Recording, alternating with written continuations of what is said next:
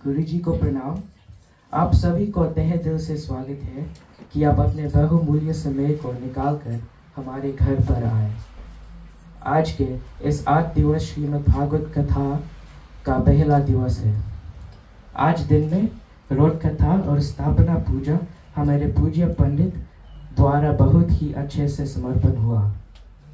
हमारे गुरु जी के बारे में मैं क्या कहूँ, वे संस्कृत के महाविद्वान हैं और उनके समझाने का ढंग जो है वो हम बच्चों को भी समझ आता है। अब मैं बहुत समय ना लेते हुए पूज्य गुरु जी से नम्र निवेदन करता हूँ कि आज के श्रीमद् भागवत कथा को आरंभ करें।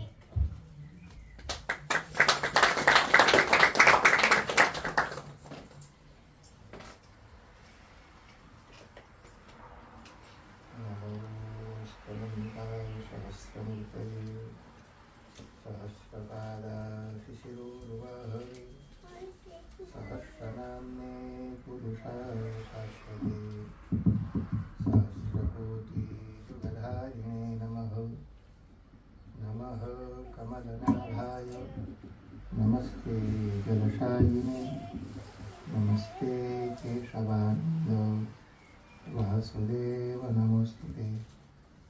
वासनाद् वासुदेवस्य वासितं भुवनत्रयं सर्वभूताधिवासोऽसि वासुदेव नमोस्तुते। शङ्करं शङ्कराचार्यं केशवं बादरायणं सूत्रभाष्यकृतौ वन्दे भगवन्तौ पुनः पुनः। ईश्वरो गुरुरात्मेति मूर्तिभेदविभागिने व्योमवद्व्याप्तदेहाय दक्षिणामूर्तये नमः। यं प्रव्रजन्तमनुपेतमपेतकृत्यं द्वैपायनो विरहकातरया जुहावो पुत्रेति तन्मयतया सर्वोऽभिनेदुः तं सर्वभूतहृदयं मुनिमानतोऽस्मि। सच्चिदानन्दरूपाय विश्वोत्पत्त्यादिहेतवे तापत्रयविनाशाय श्रीकृष्णाय वयं नमः।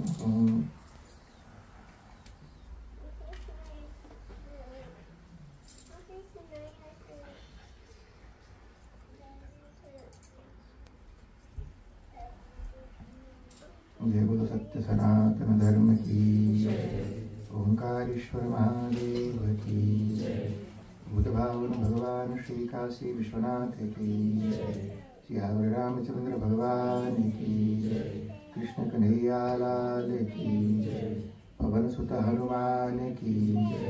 ओम नमः पार्वती पतये हर हर महादेव।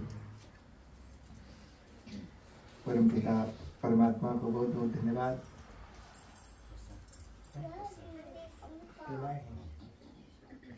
कुछ लोग प्रसाद लेकर के आए हैं, चाहना चाहते हैं। कोई ऐसा है?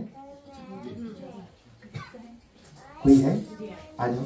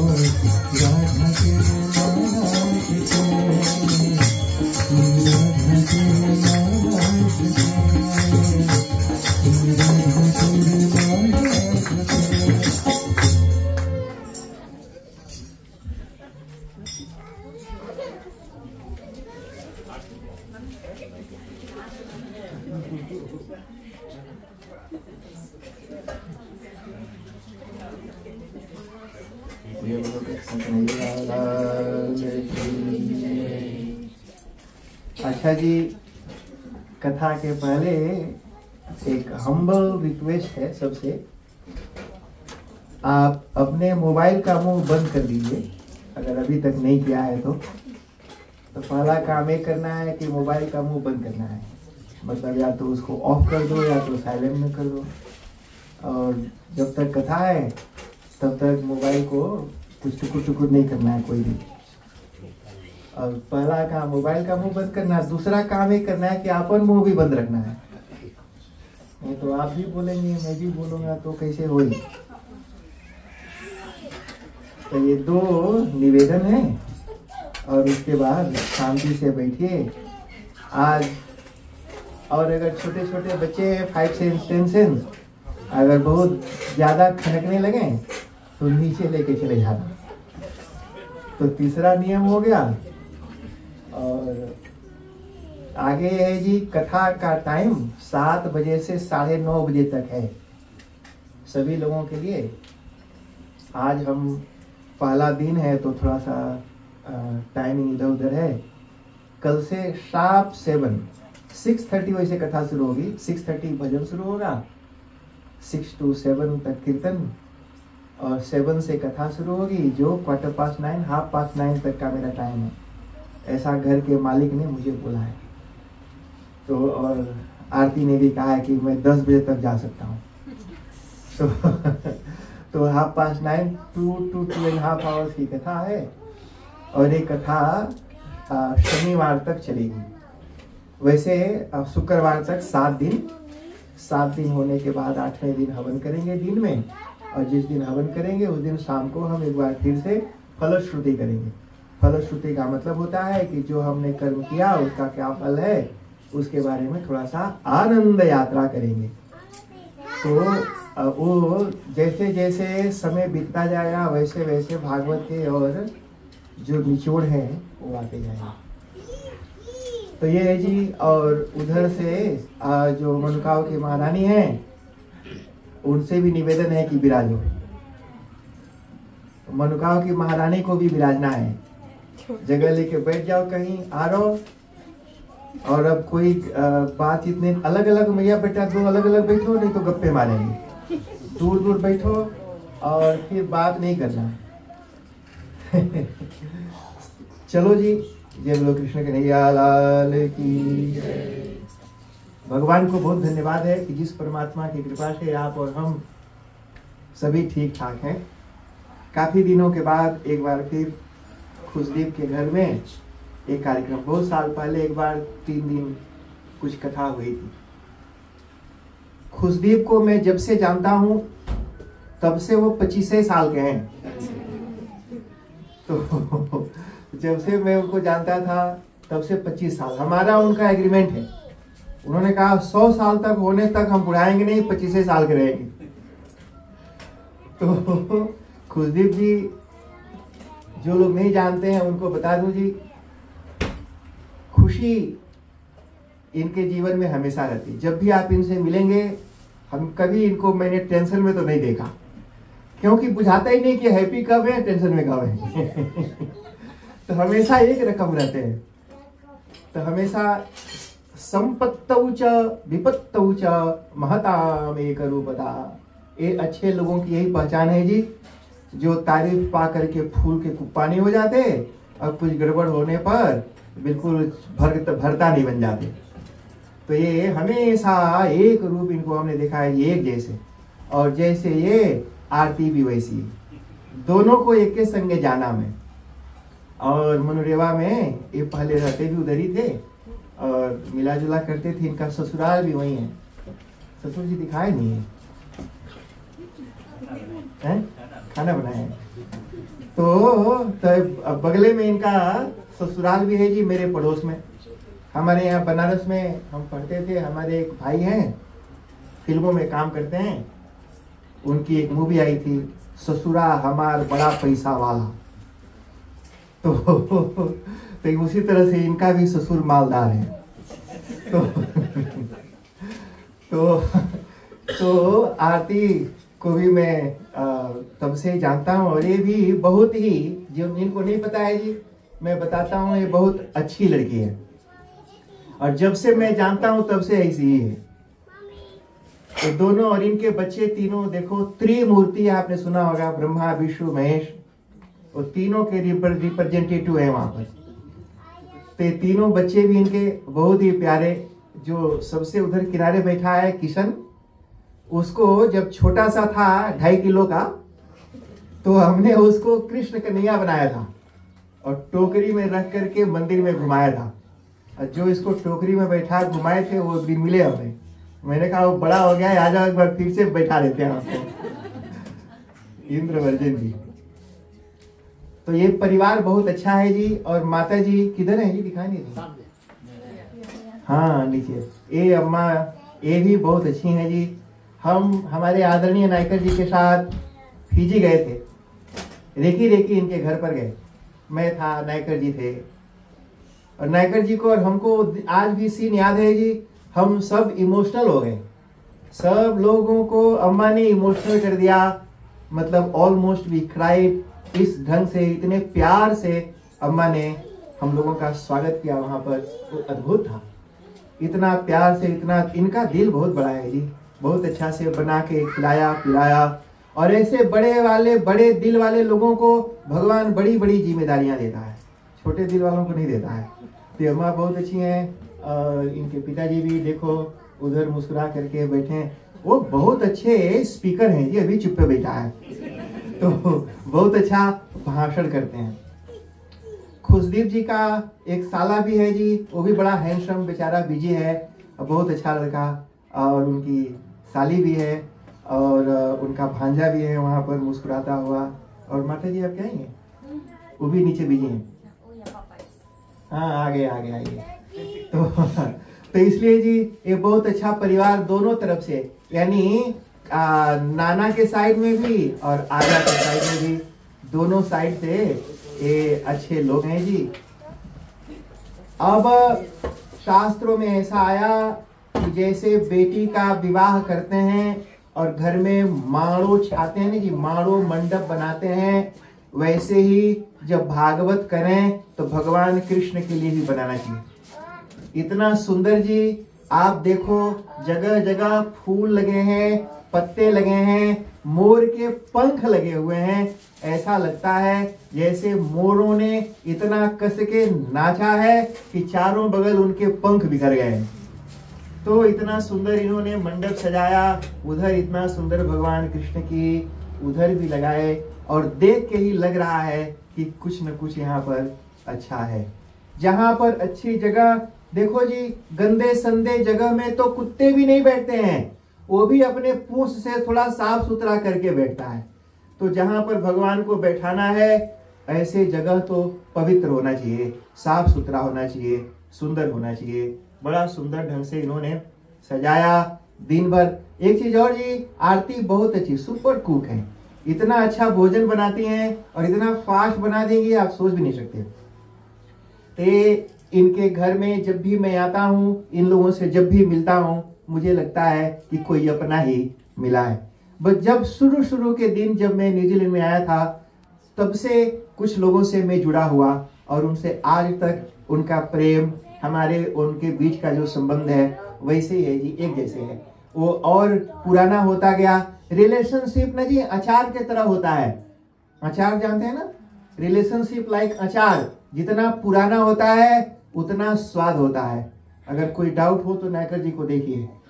तो रिलेशनशिप अचार के रकम जितना पुराना होता जाएगा उसमें और स्वाद आता है। उसकी गुठली की जो अकड़ है ना जी, बिल्कुल सॉफ्ट हो जाती है, बिल्कुल हम जहां धर दो एकदम बैठ जाता है। तो इस तरह से जी रिलेशनशिप हमेशा पुराना ही अच्छा है, आजमाया हुआ होता है। आप और जो भी लोग यहाँ पर आए हैं परिवार के, और खुशदीप और आरती से प्रेम करने वाले, आप सभी का स्वागत करता हूँ। आप सभी आए। देखो जी, संपत्तौ च मने गृहद्वारे श्मशाने च यस्तिष्ठति स बांधवः। बंधु का मतलब होता है जो खुशी और गम दोनों में एक बराबर शामिल रहता है। और हमारे आदरणीय सुजेंद्र शर्मा जी और आदरणीय अंबिका जी, ये लोग बेचारे तो कई दिनों से यहाँ जुटे हुए हैं, और आप दोनों का भी विशेष रूप से स्वागत है। इसके बाद उनका कार्यक्रम है। अब आ जाओ जी, अब आप लोगों को मैं भागवत की तरफ लेकर के चलता हूँ। ये जो भागवत की कथा है, इसकी शुरुआत नैमिषारण्य में होती है।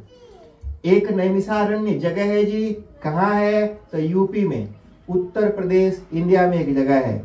वहां पर लखनऊ है यूपी का कैपिटल, वहीं पर एक सीतापुर नाम का जगह है, जिला है, डिस्ट्रिक्ट है।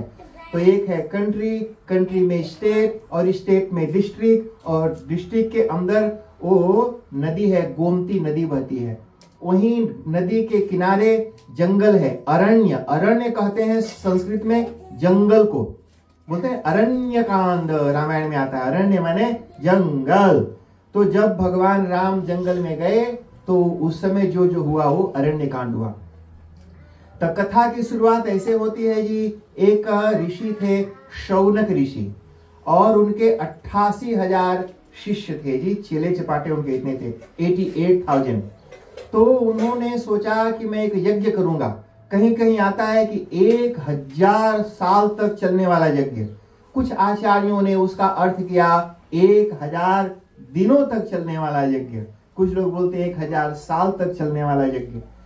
कहा कि कहाँ यज्ञ करूं। देखो जी, यज्ञ का स्थान ऐसा होना चाहिए प्राचीन काल में जहां पर पानी मिलता हो, क्योंकि वहां तो ये वाटर सप्लाई तो होता नहीं था, कुआं भी नहीं, तो कोई नदी का किनारा होता था, लोग नदी में नहाते थे और वहीं से पानी पीते थे। खाने पीने की व्यवस्था जी, कौन भोजन की सप्लाई करेगा। तो वहां पर ढेर सारे फलदार वृक्ष होते हो, तो जहां जिसको मौका मिला, जो पसंद आया, आम तोड़ा और खा लिया। हम लोग गए अम्मा के यहाँ रेकी में, तो इनके घर के बाहर वो आम लदर बदर फरा था, और हम तो आम को पकड़ पकड़ के ऐसे बस खा लो, फोटो खिंचाई थी, तोड़े नहीं, कहे से कि वो कच्चा था, अभी पका नहीं था। तो खूब लदर बदर बड़का बड़का आम अम्मा के घर के बाहर जी, पूरा पेड़ तोपाया था बड़का बड़का आम से। तो ऐसे जगह पर यज्ञ होता है जहां पर पानी की व्यवस्था हो, खाने पीने की व्यवस्था हो और कोई विघ्न बाधा उपद्रव करने वाले लोग नहीं है। हमारे एक जजमान है जी, हमारे सुजन शर्मा जी और अंबिका जी, उनके घर हम जाते भी हैं जी। पहले पापा टोए में रहते थे।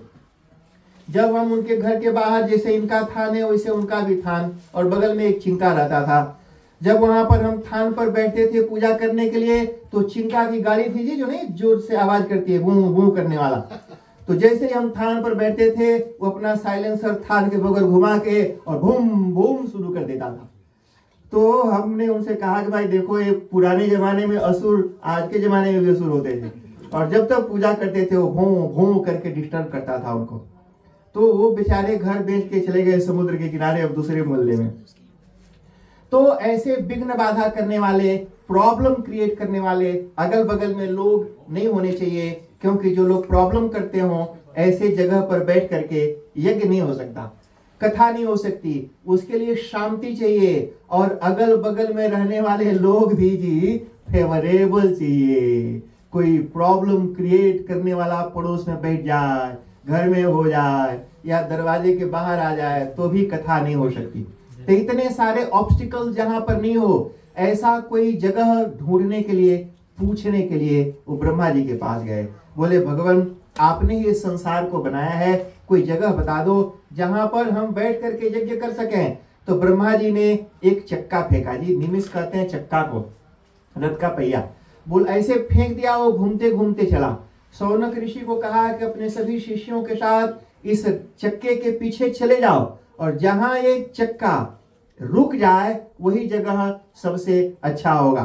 वो रथ का पहिया ब्रह्मलोक से, ब्रह्मलोक जी बड़ा दूर है, वो ब्रह्मलोक से घूमते घूमते अब पूरा सन, मार्स, मून, जुपिटर, वीनस, सब अलग स्वर्गलोक, सभी लोकों को घूमता हुआ कहीं नहीं रुका जी। वो रथ का पहिया स्वर्ग में भी रुक सकता था, और देवता और ऋषि लोग स्वर्ग में भी बैठ के कर सकते थे। बोला कि नहीं, यहाँ देवता ही लोग प्रॉब्लम कर देंगे।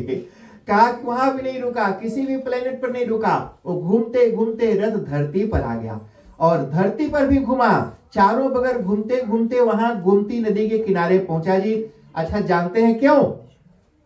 दो तीन कारण थे। एक कारण ये था कि वहीं पर बगल में जी जो धरती है, तो धरती का जो मध्य, the centre of the earth, धरती का जो मध्य हिस्सा है वो वहां पर पड़ता है, उसको बिठूर करते हैं, बगल में है। तो धरती का मध्य हिस्सा है, कहा कि वहां पर, और वो गोमती नदी थी जी भगवान नारायण का। वैसे ही वो गोमती चक्र होता है गोमती नदी में निकलने वाला, अगर घर में ला करके लोग रखते हैं तो बोलते हैं वहां भगवान नारायण और लक्ष्मी का वास होता है। तो वहां पर वो आकर के रथ रुक गया वो चक्का, और शौनकादि ऋषि ने कहा कि बड़ा उत्तम स्थान है, वहां पर वो बैठ गए, और बैठ करके वो यज्ञ करने लगे। यज्ञ दिन में होता था। तो यज्ञ का नियम है जी कि वो सन राइजिंग के बाद शुरू होता है और बिफोर सनसेट बंद हो जाता है। रात को हवन नहीं किया जाता है, रात को होमात्मक यज्ञ का निषेध है। कुछ ऐसे अवसर हैं जहां पर रात को हवन किया जा सकता है। 3 रातें, काल रात्रि, महारात्रि, मोहरात्रि से दारुणा, ये 3 रातों को दारुण रात बताया गया, और इन रातों में हवन का विधान है। अच्छा, विवाह में रात्रि हवन लोग करते हैं क्योंकि शादी रात को ही होती है, लेकिन सच्ची बात यह है कि हमारे शास्त्रों में प्राचीन काल में विवाह दिन में ही होता था, रात में नहीं होता था। वो तो बाद में मुगलों ने और मुसलमानों ने जब आक्रमण किया तो दिन में शादी करते थे, सुंदर दुल्हन दिखी तो उसको लोग चुरा के किडनैप करके लेके चले जाते थे, तो रात के अंधेरे में छुप के मिडनाइट करते थे। अच्छा चलो, तो वहां पर यज्ञ करने लगे लोग, तो सुबह यज्ञ शुरू होता था और बिफोर सनसेट बंद हो जाता था। शौनक ऋषि ने सोचा कि यज्ञ तो बंद हो गया, तो पूजा पाठ खत्म होता है, तो उसके बाद लोग क्या करते हैं जी, जो कथा में सुना उसकी चर्चा नहीं करते। अरे कथा में सुना, कुछ नहीं ठीक से सुना, नहीं समझ में आया, तो उसके बारे में पड़ोसी से पूछो, भैया तुम्हें समझ में आया? अच्छा, तुम कौन चीज समझा? तो कथा के बाद जो भी कथा में सुना, अपने अगल बगल में बैठे हुए लोगों से उसकी चर्चा करना चाहिए, और उसको समझना चाहिए। जो समझ में नहीं आया हो उसको धारण करना चाहिए। लेकिन यहाँ तो कथा जैसे ही पूरी हुई तो फिर दूसरी कथा शुरू हो जाती है, इधर की उधर की, और वहां की चुगली शुरू हो जाती है। तो शौनक ऋषि ने सोचा कि दिन में तो यज्ञ होगा, रात में हमारे शिष्य लोग बैठ के पता नहीं क्या करेंगे। क्या अच्छा होता कि रात को कोई सत्संग हो जाता। तो कहाँ सत्संग करेंगी? तो वहीं बगल में एक सूत ऋषि रहते थे। तो उनको पता चला कि यहाँ सूत जी रहते हैं, सभी पुराणों के जानकार हैं, तो चलो उनके यहाँ चल करके हम कथा सुनते हैं। तो शौनक ऋषि अपने 88,000 शिष्यों के साथ सूत ऋषि के पास पहुंच गए। ते शौनक और सूत एक हैं कथा को बोलने वाले और एक हैं कथा को सुनने वाले। ये दिमाग में बैठा दीजिए। ते पूरे भागवत में एक अलग अलग जगह कहीं सूत जी बोलते हैं, शौनक जी सुनते हैं। अब चलिए जी, दूसरी कथा ये हुई जी कि एक बार ये जो कथा है इसको नारद जी ने व्यास जी को सुनाया था। व्यास जी एक बार बड़ा चिंतित और परेशान थे, तो उनके चिंता को दूर करने के लिए कथा व्यास जी को सुनाई गई। तो व्यास जी को सुनाया नारद जी ने, तो दो दूसरे वक्ता हो गए, एक नारद जी बोलने वाले और व्यास जी सुनने वाले। और एक तीसरी कथा हुई जहां पर सुखदेव जी ने सुनाई और परीक्षित जी ने सुना, तो 3 हो गए। अब आइए, तो इसकी विस्तार से चर्चा हम बाद में करेंगे। सबसे पहले जो भागवत है वो क्या है, इसके बारे में बताया। कहा कि देखो जी, ये भागवत जो शास्त्र है वो ग्रंथ है। कोई भी शुभ काम करने के पहले भगवान की प्रार्थना करते हैं जी। बिना भगवान की प्रार्थना के कोई भी काम हमारे सनातन धर्म में नहीं होता। विष्णु पुराण की कथा तो विष्णु भगवान की प्रार्थना करेंगे। अगर गणेश जी की पूजा कहीं करेंगे, शिव पुराण करेंगे तो शिव, माने जैसा कर्म हो, घर बनाना हो तो विश्वकर्मा की पूजा करते हैं, शादी करनी होती है तो वहां पर सोम गंधर्व की पूजा करते हैं, त्वष्टा की पूजा करते हैं, शादी में इन देवताओं की पूजा करते हैं। पूछो क्यों? ऐसा इसलिए करते हैं, त्वष्टा की पूजा और गंधर्वों की पूजा और सोम की पूजा, क्योंकि स्त्री का मन अलग, पुरुष का मन अलग, औरत का मन अलग ढंग से चलेगा, पुरुष का मन अलग ढंग से चलेगा, और दोनों का मन, वो बोलेगी भजिया खाना, वो बोलेगा नहीं कसेरा खाएंगे, तो ऐसे खचर पचर होगा। कैसे दोनों का मन एक में मिल जाए, एक जैसा सोचे, तो दोनों के मन को मिलाने वाले जो देवता हैं उनकी पूजा करते हैं।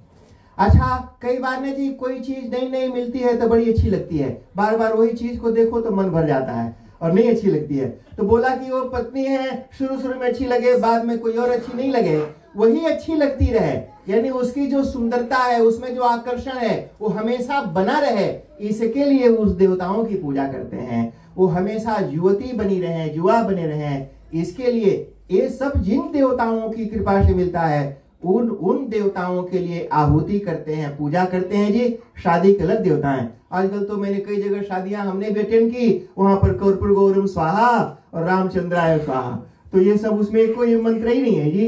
शादी में एक भी मंत्र हवन के नहीं है जो हम रेगुलर हवन में यूज करते हैं। शादी के हवन के मंत्र ही कुल अलग है, 5 तरह के हवन है और वो पांचों में लगभग 56 आहुतियां अलग ही हैं। अच्छा जी, तो इस तरह से ये जो भागवत है इसमें भगवान कृष्ण की चर्चा होती है। वैसे कृष्ण की चर्चा तो नहीं, ये जो कथा है ये परमात्मा की कथा है, वो आगे और विस्तार से करेंगे जी। कहा कि ठीक है, सामने देखने वाले कृष्ण कन्हैया है, उनकी प्रार्थना कर लो। तो सबसे पहले उनकी प्रार्थना कीजिए। पहला ये भागवत महात्म्य है। आज की जो कथा है ये भागवत की मार्केटिंग है। मार्केटिंग मतलब है जी, जैसे कोई प्रोडक्ट सेल करने के पहले उसकी मार्केटिंग करते हैं, मतलब उसमें क्या क्या अच्छा चीज है, उसकी ग्लोरी है, उसको बताते हैं। तो आज की कथा में भागवत की ग्लोरी ही आपको सुना रहा हूं और असली कथा तो आगे सुनाएंगे जब इसकी एक महात्म्य पूरा हो जाए।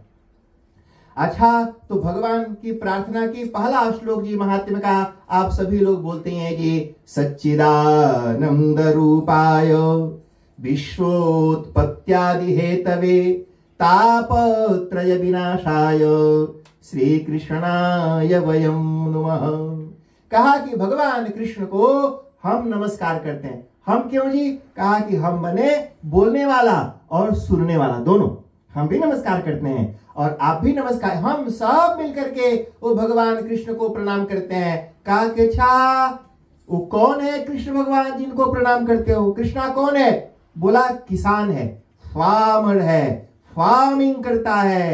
कहा किस चीज की फार्मिंग करता है? गन्ना उगाता है कि कसेरा उगाता है कि दालों उगाता है, बैंगन भिंडी, कौन चीज की खेती करता?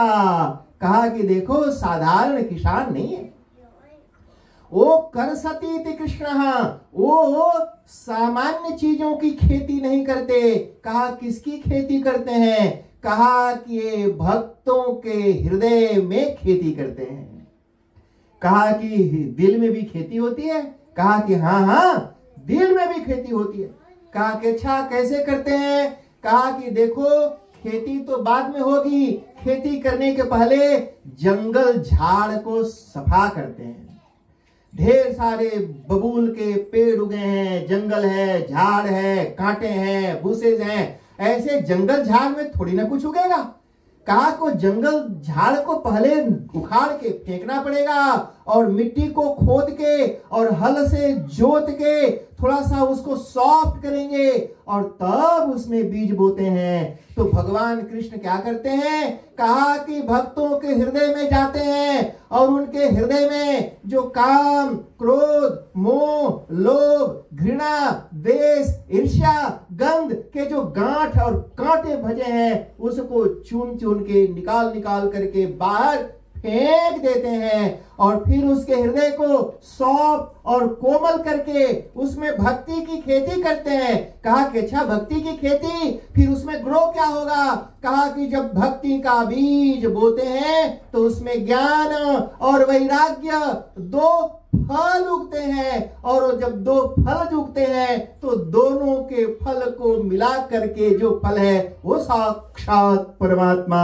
उसके हृदय में आकर के विराजमान हो जाते हैं। ऐसे भगवान कृष्ण है, वो साधारण किसान नहीं है, साधारण फार्मिंग नहीं है, फार्मर नहीं है, वो अद्भुत किसान है जो हृदय की खेती करते हैं। अच्छा है किसान तो होंगे, हमको उनसे क्या मिलेगा? उनको प्रणाम करने से। और किसान है तो किसान तो ढेर सारे लोग हैं और भी उनके अंदर कोई क्वालिटी है? कहा कि हाँ है ना। कहा सच्चिदानंद रूपाय। कहा कि वो सच्चिदानंद है। ये सच्चिदानंद एक कंपाउंड वर्ड है, सत, चित और आनंद तीन को मिला करके एक बना है। सत का मतलब होता है जो है। अच्छा सुनो, जो है, जहां कहीं भी आप बोलते हैं कि है, वो भगवान ही है जी।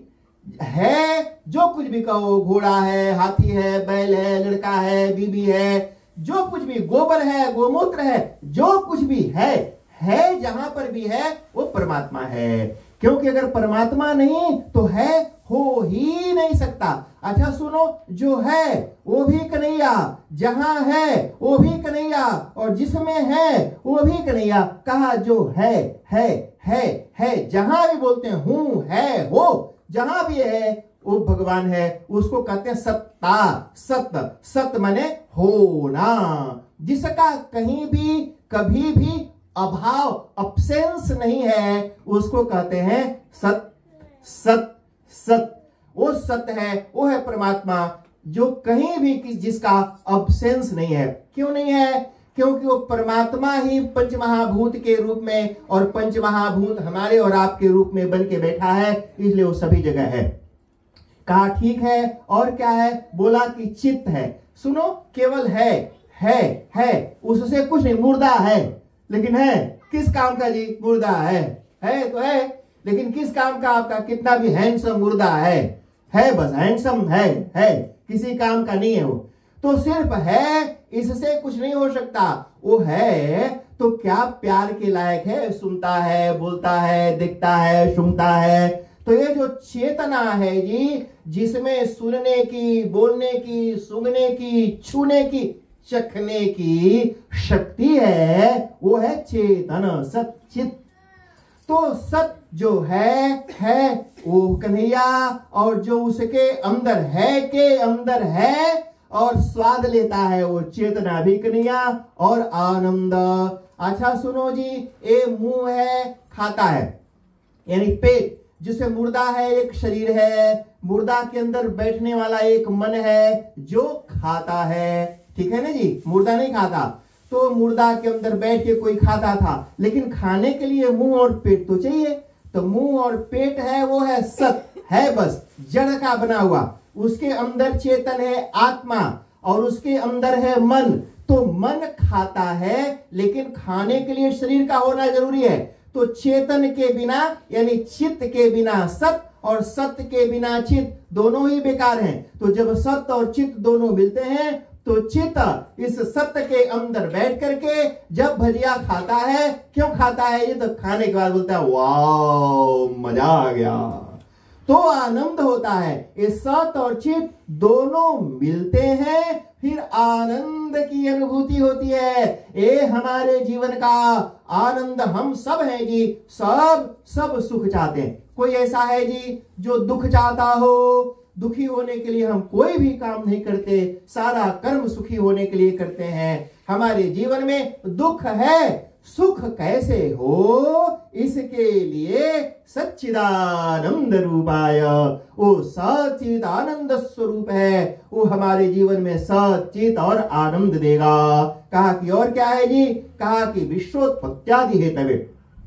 कहा विश्व माने जो कुछ भी दिखाई पड़ता है, सुनाई पड़ता है, सूंघते हो, चखते हो, छूते हो, पांचों इंद्रियों से जो कुछ भी जाना जाता है, उन सबकी उत्पत्ति का कारण भगवान है।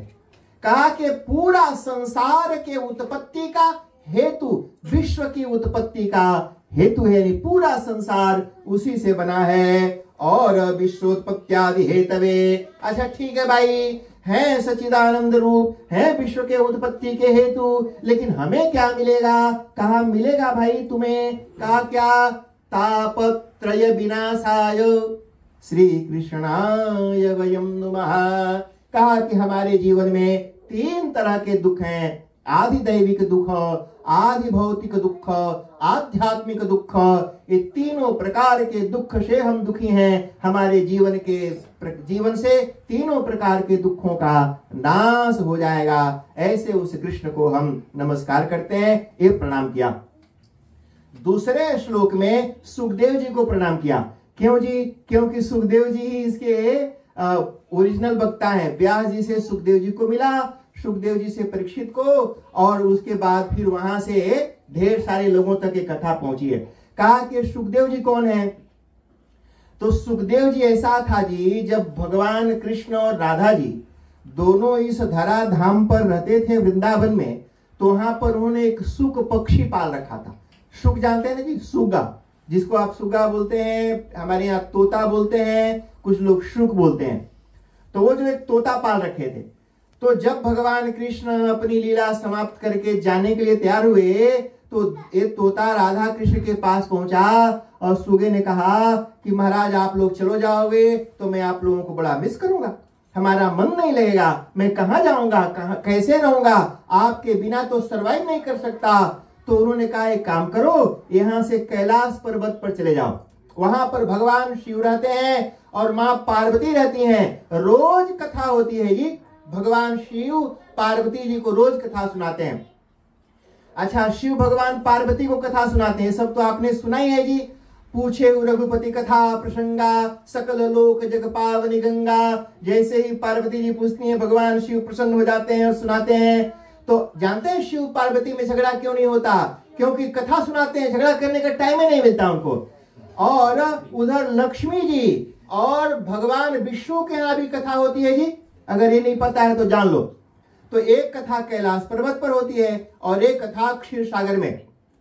ये जो भागवत की कथा मैं आपको सुना रहा हूं, भगवान विष्णु लक्ष्मी जी को सुनाते हैं 15 दिन में जी। यानी जो भागवत की कथा भगवान विष्णु 15 दिन में सुनाते हैं, उस कथा को मैं पंडित जी 7 दिन में कैसे सुना दूंगा जी? तो इसलिए वो भगवान विष्णु 15 दिन में लक्ष्मी जी को सुनाते हैं। तो भगवान नारायण सुनाते हैं, लक्ष्मी जी सुनती हैं। अच्छा, जब भगवान नारायण कथा पूरी करते हैं फिर वही कथा जो भगवान नारायण ने सुनाया, वही कथा लक्ष्मी जी भगवान नारायण को 1 महीना में सुनाती हैं। वैसे स्त्रियां बोलती तो जोर है, पर कथा में स्पीड कम है, तो लक्ष्मी जी की स्पीड थोड़ा सा धीरा है, 1 महीना लेती हैं, और भगवान नारायण 15 दिन में। तो भगवान नारायण 15 दिन में लक्ष्मी जी को, और लक्ष्मी जी 1 महीना में भगवान नारायण को, ऐसे 1.5 महीना में 2 आवृत्ति कथा की होती है। इसलिए जो पति पत्नी कथा ही सुनो, बस कथा सुनो, कथा सुनाओ, कोई और फुकड़िया बात करने का मौका ही नहीं, और झगड़ा का कोई चांसेस नहीं है। तो ये कथा वहां पर चलती रहती है जी। तो सुखदेव जी महाराज को भेजा कैलाश पर्वत पर, वहां पर ये चले गए जी। कैलाश पर्वत तो पूरा बर्फ ही बर्फ है, वहां पर एक छोटा सा पेड़ कहीं से बच गया था। सुखदेव जी जा करके उस सुख तोता पक्षी के रूप में उस पेड़ के झुरमुट में, झाड़ी में छुप के बैठ गए। अब यहाँ पर भगवान शिव कथा सुनाते रहते थे और पार्वती जी सुनती रहती जी। प्राचीन काल में ज्यादातर कथाएं रात में होती थी, अभी तो ढेर सारे लोग हैं, ज्यादातर कहीं 1 आदमी सुनने वाला, कहीं 2 आदमी सुनने वाला। मेरे आजा कथा सुनाते थे जब मैं उनके साथ सोता था। छोटा था तो उनके साथ ही सोता था। जब लिखना पढ़ना नहीं आता था तब तक उन्होंने भागवत की, महाभारत की, रामायण की सारी कथाएं सुना दी थी। एक एक कैरेक्टर सब जानता था, लिखना पढ़ना नहीं आता था तो सुनाते थे। तो जब मैं सोता था तो मुझे उन कथा सुनाने के पहले बोलते थे कि हूं बीच में बोलते रहना, ताकि पता चले कि सूत नहीं गया। तो मैं हूं बोलता था, अच्छा हूं, तो उनको पता था कि मैं सोया नहीं। जब हूं बोलना बंद करता था तो वही बंद करके सो जाते थे। तो पुराने जमाने में जब कथा सुनाते थे तो लोगों को बोल देते थे कि भाई हूं बीच में करते रहो। तो भगवान शिव ने भी आंख बंद करके, और एक और चीज जी, ऐसे किताबें तो छपती नहीं थी पहले, तो किताबें नहीं थी जी, प्रिंटिंग प्रेस नहीं था, तो कोई किताब प्रिंट नहीं होती थी। इन कागज के किताबों के पहले ताड़ के पत्तों पर लिख कर रखा जाता था। ताड़ के पत्तों के भी पहले कहीं कोई रिटन डॉक्यूमेंट नहीं होता था। गुरु अपने शिष्य को, शिष्य अपने शिष्य को, शिष्य अपने शिष्य को, इसीलिए वेदों का नाम है श्रुति, माने जो सुन सुन के धारण करते थे।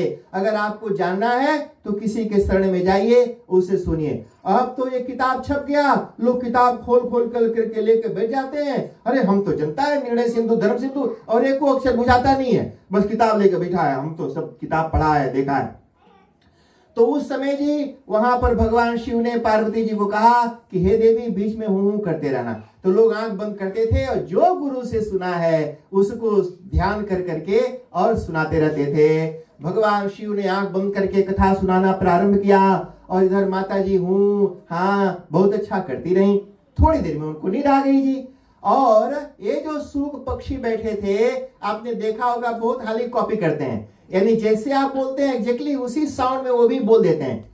अब उन्होंने सोचा कि ये कथा की रस धारा इतनी अच्छी चल रही है, ये अम्मा सूत गई, भगवान को पता चलेगा सो गई, हाँ कर नहीं रही तो कथा बंद हो जाएगा। एक कथा नहीं रुकनी चाहिए, कथा न रुके, इसके लिए जरूरी है अम्मा की आवाज में मैं हाँ करता रहूं। तो उधर जो सूग पक्षी थे वो बिल्कुल जी माता जी की आवाज में हाँ बहुत सुंदर। फिर क्या हुआ, अरे पूरी कथा सुना दी। पूरा भागवत सुनाने के बाद भगवान ने आंखें खोली मुस्कुराते हुए कि इतनी सुनने के बाद तो पार्वती प्रसन्न होगी। नीचे देखा तो ये मुंह खोल के और तो नाक बजा रही है, तो मुंह खोल के नाक बजा रही है। तो भगवान शिव को लगा कि ये तो सो रही है इतनी गाढ़ी नींद में, ये हाँ कौन कर रहा था। तो बड़े गुस्से में पार्वती जी को सिर उनके गोद में था तो धीरे से रखा जी। अरे पत्नी को नींद डिश खराब ना हो, हस्बैंड को ध्यान रखना पड़ता है, ऐसा नहीं खड़बड़ खड़बड़ करके खटिया से उठा उठ के बैठ गई बेचारी। आराम से जी, उसका नींद नहीं खराब करना। तो धीरे से उसको रख करके और त्रिशूल लेके गुस्से में उठे। किसने धोखे से, सुनो जी, छल से धोखे से नहीं कथा सुनना चाहिए, आज्ञा लेके सुनना चाहिए। तो किसने सुन लिया, त्रिशूल लेकर के ऐसे छटकाए, ये तो पक्षी की जान फुर्र से करके वहां से उड़ा। कह रहे बाप रे बाप, मैं पक्षी, इनको तो त्रिशूल की जरूरत ही नहीं पड़ेगी, ये तो खाली ताक भी देंगे तो मैं भस्म हो जाऊंगा। ये फुर्र से भागा और भगवान शिव त्रिशूल लेके पीछे पीछे जी दौड़ाए उसके। अब ये बेचारा भागता भागता कहा कौन बचाए जी, भगवान शिव से रक्षा करने वाला इस संसार में कौन है। गया तो इधर व्यास जी का आश्रम पड़ा जी। व्यास जी के आश्रम में भी कथा हो रही थी। पुराने जमाने में साधु महात्मा ऋषि शादीशुदा होते थे पर कथा करते थे, कथा करते थे, इसीलिए वहां खटर पटर के मौका नहीं मिलता था। ये जब से टीवी और रिमोट आया नहीं, सारा प्रॉब्लम शुरू हो गया। तो वहां पर वो व्यास जी के आश्रम में पहुंच गए। वहां पर व्यास जी भी अपनी पत्नी को कथा सुना रहे थे। एक आश्चर्य की बात आपको बता दूं, शायद सुन के पता नहीं आप क्या सोचोगे। व्यास जी की जो पत्नी थी उनको एक छोटी बेबी के रूप में एक ऋषि ने दान किया, गोद दिया जी। जैसे कोई एडॉप्ट करता है, एक लड़की को एडॉप्ट किया, एडॉप्ट करके उसको पाल के पोस के बड़ा किया और जब जवान हुई तो उससे विवाह किया। ऐसे जवान में यानी उन्होंने कन्या दान कर दिया, यानी पैदा होते ही अपनी बेटी का दान कर दिया कि इसको आप ले जाओ, जब युवती होगी तो इसे विवाह कर लेना। इस पर एक कथा गौड़ीय वेदांत दर्शन के ग्रंथों में ये हमने पढ़ा। अच्छा चलो, तो वहां पर भी कथा हो रही थी जी। व्यास जी कथा सुना रहे थे, वो भी आंख बंद करके, और उनकी पत्नी भी ऐसे मुंह खोल के सो गई थी जी। और व्यास जी आंख बंद के कथा सुना रहे। कई लोग ना जी सोते हैं तो अलग अलग ढंग से सोते हैं। मैं बनारस में और दिल्ली में भी हॉस्टल में रहता था। एक रूम में 10-15 लड़के सोते थे, इतना सोए हैं सब। अब अलग अलग सोते हैं। कोई कोई सोता है तो आंख थोड़ी सी खुली रखती है, मैंने पूरा आंख बंद नहीं रहता, थोड़ा सा खुला ही रहता है। ऐसा लगता है कि वो अंदर से टुकुर टुकुर ताके है, पर वो ताक नहीं रहा, वो सो रहा है। मैंने वो केवल थोड़ी सी खिड़की खुली है, लेकिन खिड़की के अंदर जो झांक रहा है वो सो रहा है। कोई कोई लोग सोते हैं नहीं तो मुंह खोल देते हैं, मुंह खोल के सोते हैं। अगर रात को 2-4 मक्खी घुस गई मुंह में, उसको नहीं पता चलेगा, तो मुंह खोल के सोते हैं। तो कोई कोई की खिड़की खुली रहती है, कोई कोई का डोआ भी खुला रहता है। तो यहाँ पर भी कथा हो रही थी। यहाँ पर खिड़की तो बंद था पर डोआ खुला हुआ था। तो यहाँ पर ये सुख पक्षी भागते भागते गए, कहा कि बड़ा अच्छा मौका है, इधर उधर कहीं भी रहूंगा तो छोड़ेंगे नहीं, इसके पेट में घुस जा। तो इसे जी रात को मुंह बंद करके सोना, नहीं तो पता चला कोई घुस गया आके तो क्या करोगे।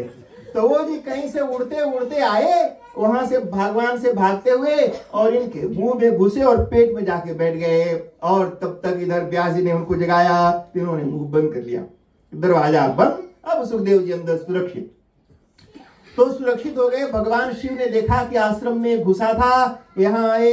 व्यास जी बाहर निकल के प्रणाम किए, हे भगवान आप यहाँ पधारे, क्या हुआ। कहा कि एक पक्षी भाग करके तुम्हारे आश्रम में घुसा है। कहा कि अच्छा क्या हुआ महाराज, एक पक्षी के लिए इतना दूर तक आप दौड़ाते हुए आए हो। कहा कि साधारण पक्षी नहीं है। बोला कैसा है। बोला उसने भागवत की कथा सुनी है। कहा कि अच्छा भागवत की कथा सुन ली, पूरी सुन ली। कहा हाँ पूरा सुना। कहा कुछ भी नहीं छोड़ा। कहा नाना समुच्चा सुन लिया। कहा अरे वाह, तो क्या होता है जो भागवत सुनता है। कहा कि जो भागवत सुनता है उसके जीवन से मृत्यु का भय हमेशा हमेशा के लिए खत्म हो जाता है। तो बोला कि जब मृत्यु का भय ही नहीं रहता है, वो अमर हो जाता है, तो आप एक त्रिशूल लेके इतना दूर क्या करने आए हो। तो जब ऐसे पूछा भगवान शिव ने, अरे वाह जब सुन ही लिया तो यहाँ तक आने का क्या है। अच्छा भाई जो भी है तुम्हारा कल्याण हो, आशीर्वाद देके चले गए जी। आप जी वो अपना रूप बदल के, यानी पक्षी का रूप छोड़कर बेबी के रूप में माता के गर्भ में प्रतिष्ठित हो गए जी। अब वैसे जी जन्म 9 महीने में हो जाता है, 10वें महीने में हो जाता है, लेकिन यहाँ तो 9 महीना तो छोड़ो, 1 साल बीत गया, 2 साल बीत गया, बेबी नहीं हो रहा है। 3, 4, 5, 6, 7, 8, 9, 10, 11, 12, 13, 14, 15, 16, अरे 16 ईयर्स तक हो गया, वो पेट से बाहर ही नहीं निकले जी। अब व्यास जी रोज जाए ढोक ढोक, अरे भैया बाहर निकल जा, कब तक बैठा रहेगा। अच्छा सुनो, माँ के गर्भ में भी बच्चे सुनते हैं। अभिमन्यु ने माँ के गर्भ में ही चक्रव्यूह को भेदना छोड़ा था, इसलिए माँ के गर्भ में रहते हुए ही 2 संस्कार पुंस्तवन और सीमंतोनयन, पुंस्तवन और सीमंतोनयन संस्कार माँ के गर्भ में रहते हुए बच्चे का किया जाता है। 2 संस्कार जी, सबसे पहले गर्भाधान संस्कार और 2 और 3 नंबर के संस्कार पुंस्तवर सीमंतोनयन संस्कार मां के गर्भ में, और चौथा संस्कार जात कर्म पैदा होते ही, जब पैदा होता है उसी दिन करते हैं, उसी समय करते हैं। अच्छा चलो जी, तो वहां पर 16 साल हो गया, वो पैदा ही ना हो। व्यास जी ने जाकर के प्रार्थना की जी, जैसे कोई आपके घर में घुस के बैठा हो, निकल नहीं रहा हो, तो वहां जाकर के हाथ जोड़ के प्रार्थना की, हे देवता जो भी हो बाहर निकलो। तो अंदर से आवाज आई जी, अरे अंदर से सुखदेव जी ने बोला, निकलूंगा पर एक शर्त है, तुम्हारी शक्ल नहीं देखूंगा, आप हमारी शक्ल मत देखना, और बाहर निकलने के बाद नहीं बोलना मेरा बेटा मेरा बेटा। अब मैं किसी का बेटा नहीं, मेरा कोई बाप नहीं है, मैं यहां से निकलूंगा और निकल के चला जाऊंगा, मुझे इस संसार के मैं मेरा तेरा के चक्कर में नहीं पड़ना है। सुखदेव जी ने ऐसा जब बोला, व्यास जी ने कहा, हे भगवान जहां भी जाना है जाओ, कम से कम अपनी माता की जान तो छोड़ो। ये बेचारी 16 साल से ऐसे पेट में ले करके ढो रही है, ते बाहर निकले जी। अच्छा सुनो, जब उनका जन्म हुआ तो 16 साल तो गर्भ में ही रहे थे, तो 16 साल का लड़का जैसा होता है ऐसा रूप धारण करके बाहर निकले जी। बाहर निकले तो 16 साल का जैसा उनका रूप था, ऐसा रूप धारण करके बाहर निकले। हल्की हल्की मूछें अभी आई नहीं थी, बस हल्का हल्का रोआ रोआ जब दिखता था, एक चौड़ी छाती और पूरा जी 6 पैक, त्रिवेणी, पेट अंदर धसा हुआ और छाती बाहर निकला हुआ, और घुघराले बाल, और बिल्कुल जी भुजाएं एकदम बिल्कुल हट्टा कट्ठा नौजवान की तरह, किशोर बालक जैसे लगता है। ऐसे सुंदर रूप धारण करके और बिना अपने माँ बाप को देखे आगे भाग चले जी। अब व्यास जी पीछे पीछे और बेटा आगे आगे, और ये रोके, अरे रुक जा। ब्राह्मण के घर में जब कोई संतान पैदा होती है तो उसका संस्कार करते हैं जी, जात कर्म, नामकरण, यज्ञोपवीत, मुंडन, चौलकर्म, विद्यारंभ, ये सब संस्कार हैं जो होता है। कहा कि हमको तो तुमने कुछ करने ही नहीं दिया, अरे बाप का धर्म तो निभा लेने दे। अरे रुक जा, चिल्ला रहे हैं पुत्र पुत्र, अरे वो काहे को सुने, वो तो भागे जा रहे हैं। अच्छा सुखदेव जी नहीं सुन रहे हैं और वो जा रहे हैं, तो जो रास्ते में पेड़ पौधे जंगल थे, उन्होंने सोचा ए पिता बेचारा रो रो करके अपने पुत्र को बुला रहा है और पुत्र सुन नहीं रहा। उन वृक्षों को दया आ गई, पुत्र को दया नहीं आई, पेड़ पौधों को दया आ गई, और वो पेड़ पौधे व्यास जी की आवाज में आवाज मिला करके मानो चिल्लाने लगे, हे पुत्र। चारों बगल से, जैसे जंगल में आप बोलते हैं तो आपकी आवाज गूंज के वापिस आती है, मानो जैसे सारे पेड़ भी चिल्ला रहे हो व्यास जी की मदद करने के लिए, हे पुत्र अरे रुक जा। लेकिन वो काहे को रुके जी, वो भागे चले गए।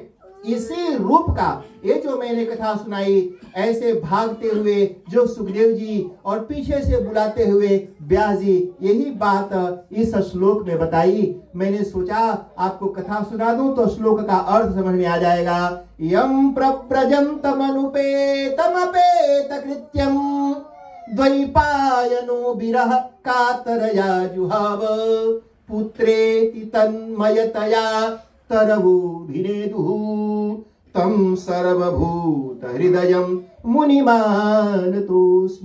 ऐसे उस मुनि को प्रणाम करता हूँ। सुखदेव जी महाराज को प्रणाम किया और फिर कहा जी देखो इस संसार में, वहां पर शौनक ऋषि ने सूत जी से कहा कि महाराज संसार में बड़ा दुख है, ऐसा तो कोई नहीं है जो यह कहता हो कि मेरे जीवन में दुख नहीं है। कैसे हमारे जीवन का दुख दूर हो जाए, ऐसा जो महाराज सबसे सरल और आसान जो उपाय है आप बताइए, क्योंकि इस कलयुग में कोई कठिन उपाय बताएंगे तो कोई नहीं करेगा। क्योंकि और सस्ता बताना महाराज, जो महंगा भी नहीं होना चाहिए, बहुत मेहनत का भी नहीं होना चाहिए, और जो आसानी से उपलब्ध हो सकता हो, ऐसा कलयुग में दुख दूर करने का क्या उपाय है। ऐसा पूछने पर सूत उवाच काल व्याल मुखग्रास त्रास निर्णाश हेतवे श्रीमद्भागवतं शास्त्रम कलौ कीरेण भाषितम्।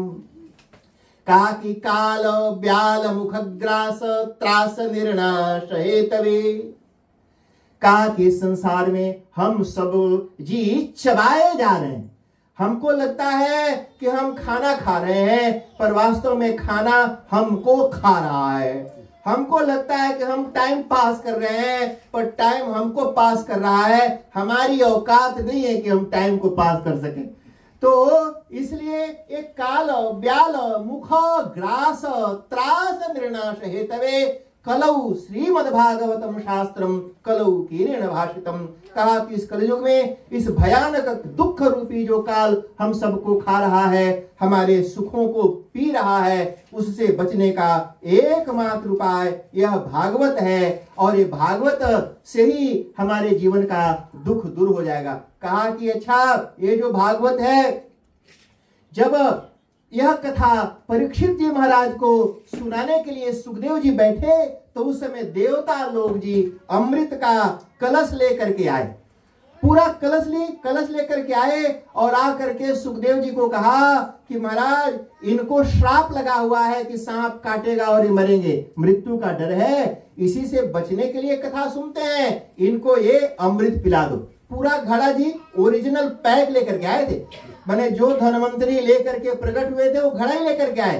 कोई ऐसा न सोच ले कहीं कोई नकली तो नहीं लेके आया, ओरिजिनल लेकर के आए। ये अमृत इनको पिला दो, और ये अमृत पी करके तो सांप का बाप भी कुछ नहीं कर पाएगा, इसलिए अमृत इनको पिला दीजिए और कथा अमृत हमको पिलाइए। जब ऐसा प्रपोजल देवताओं ने दिया, इसको सुन करके सुखदेव जी को हंसी आ गई।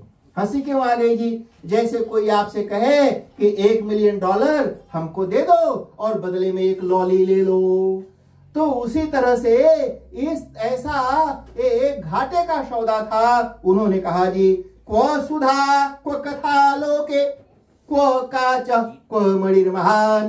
कहा कि कहाँ कथा और कहाँ अमृत, कहाँ कांच के टुकड़े और कहाँ वो हीरे के टुकड़े, कहाँ हीरा और कहाँ कांच का टुकड़ा।